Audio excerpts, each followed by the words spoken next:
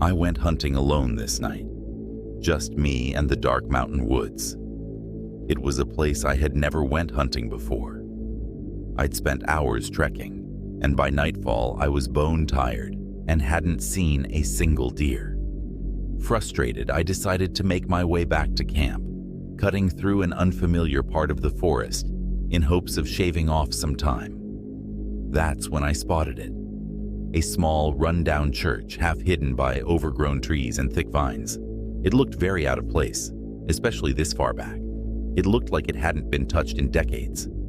An eerie chill ran down my spine, and I had a strange feeling that I shouldn't be there. But my curiosity got the best of me.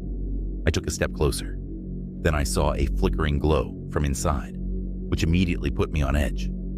My heart stopped when I noticed figures in long, dark robes gathered around the other side of the church.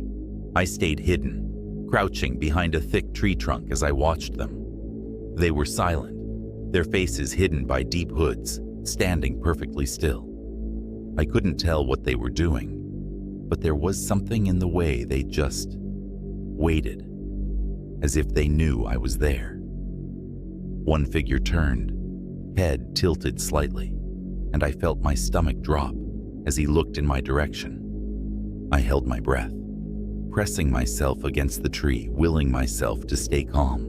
But I must have shifted my weight too much or made some small noise, because suddenly they all turned, and before I could even react, they started coming toward me, moving fast and silent, like shadows. I turned and bolted, crashing through the underbrush, my only thought to get as far away from them as possible. My heartbeat thundered in my ears, and I could hear them closing in behind me. I stumbled, nearly tripping over a root, and the next thing I knew, rough hands were grabbing me, pulling me down. I struggled, yelling, kicking, but it was useless. Their grip was iron strong as they dragged me through the dirt, back toward the church. My rifle slipped from my shoulder, lost somewhere in the dark, but I barely registered it over the panic flooding my mind. They hauled me to the church door, their faces obscured, but I could see their eyes now, glinting faintly in the dark like animals. The door creaked open, and I was pulled inside, the smell of mildew and rot filling my nose as they threw me onto the cold, stone floor. I struggled to my feet, trying to get my bearings, but the room was dimly lit by flickering candles, and everything looked distorted, almost surreal. I saw strange symbols carved into the walls, twisted shapes that seemed to shift in the shadows.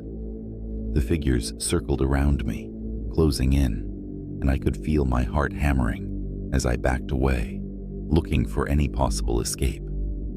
They stepped closer, blocking every exit, their eyes fixed on me with an intensity that chilled me to the bone. I could hear my own breathing, shallow and frantic, echoing off the walls. In a desperate move, I lunged toward a small gap between two of the figures, hoping to slip through. One of them grabbed my arm, yanking me back, but I twisted, kicking out with every ounce of strength I had left. I must have caught him off guard, because his grip loosened just enough for me to break free. I staggered back, stumbling toward the door. The figures were right behind me, their movements almost inhuman as they closed in, silent and relentless. I burst through the door, throwing myself down the steps and running as fast as my legs would carry me, not daring to look back. I could feel them behind me, their eyes boring into my back, and I pushed myself harder, lungs burning, every muscle aching as I tore through the woods. Branches whipped my face, but I didn't care. I just kept running, fueled by pure, unrelenting terror. Somehow, I made it back to my truck, practically throwing myself into the driver's seat and jamming the key into the ignition. I looked back, expecting to see them standing at the edge of the trees, but there was nothing, just the dark, silent woods. I didn't stop driving until I was miles away, The image of those hooded figures burned into my mind. I thought about calling the police, but decided that some things, they're better left alone. I don't know what I stumbled upon in those woods, but I'll never forget that feeling, the cold, silent horror of being hunted.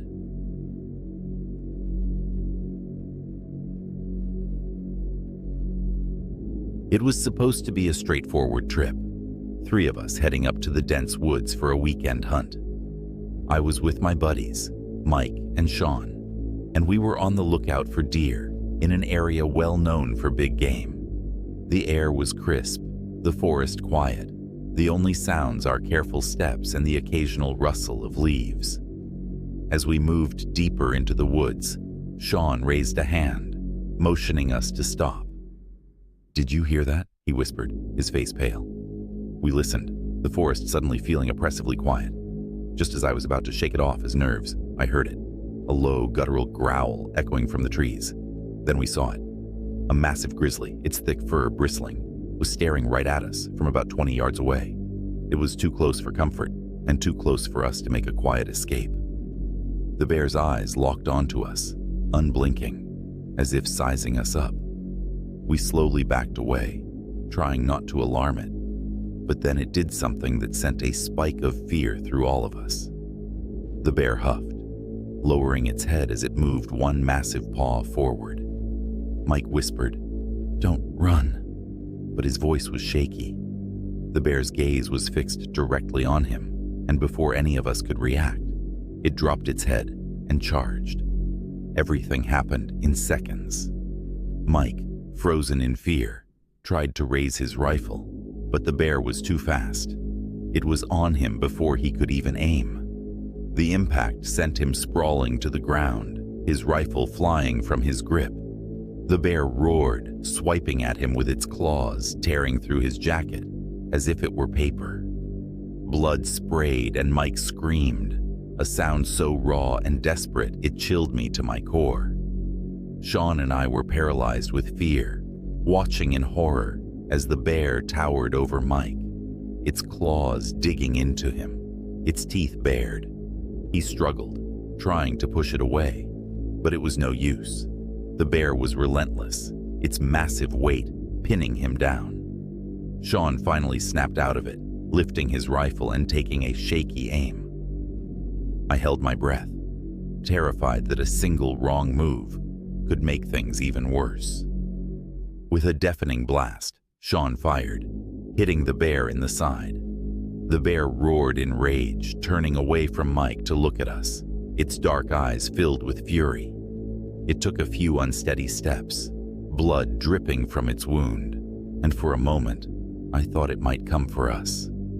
But then it staggered, dropping onto all fours before collapsing into the leaves, its breaths shallow and labored.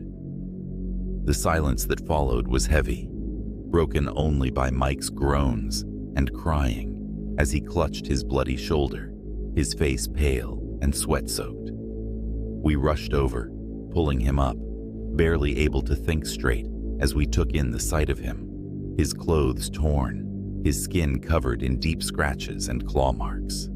We managed to half-carry, half-drag Mike out of those woods, the weight of what had just happened settling in with every step. Even now, years later, I can still hear that bear's growl, still see those dark, furious eyes locked onto us. That day changed everything. I used to feel comfortable in the woods, but now every shadow feels too close, every sound too menacing. The forest doesn't feel the same anymore.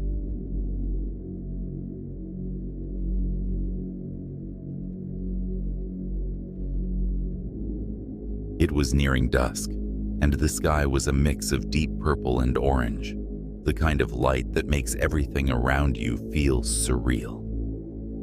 I'd been tracking a buck through the forest all afternoon and had followed its tracks deep into the dense woods, far off the main path. The air had gone still and cold, with not a sound around except my own footsteps. It felt like the whole forest was holding its breath. Just as I was about to give up, I caught sight of a shadowy figure moving through the trees. I froze, raising my binoculars. But it wasn't the buck. No, this was something else. Through the fading light, I saw a figure, tall, impossibly tall, and pale as bone, standing between the trees. My heart thudded in my chest as I tried to make sense of what I was seeing. The figure stood nearly 10 feet tall, its limbs thin and stretched, its skin an unnatural shade, almost translucent against the shadowy trees.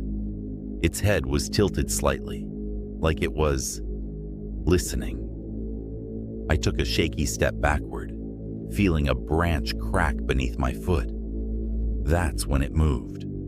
Its head snapped in my direction, and two dark, hollow eyes fixed on me from the shadows, piercing and cold. My breath caught. The thing didn't move like any animal or person. It was both fluid and jerky, like a puppet being yanked by invisible strings. And it was only a few feet away now, close enough that I could make out the subtle rise and fall of its chest.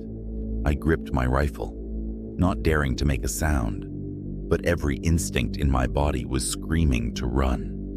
My mind raced, trying to process this thing that shouldn't exist, that couldn't exist.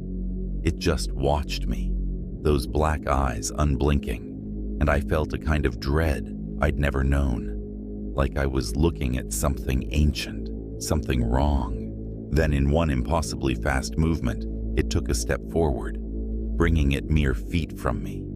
I could see every detail now, the unnatural angles of its face, the sickly pallor of its skin, its mouth slightly open, showing sharp, narrow teeth. A smell hit me, like damp earth and rot, and my stomach turned. Slowly, its long arm reached out, fingers impossibly thin and too long stretching toward me. I took a step back, barely able to breathe, but it was like my feet were rooted to the spot. The creature tilted its head again, like it was studying me, and then it smiled. A slow, twisted grin that sent ice-cold fear down my spine. Without thinking, I turned and ran, crashing through the underbrush as fast as my legs would carry me. Just a few feet away, I looked to see that the creature was running alongside me. I had never felt this kind of fear in my life. Eventually, I stumbled out of the dense trees and onto the huge main path. Only then did I dare to look again, chest heaving, my vision blurred from exhaustion. There was nothing there, just silent, darkening woods. I never went hunting again.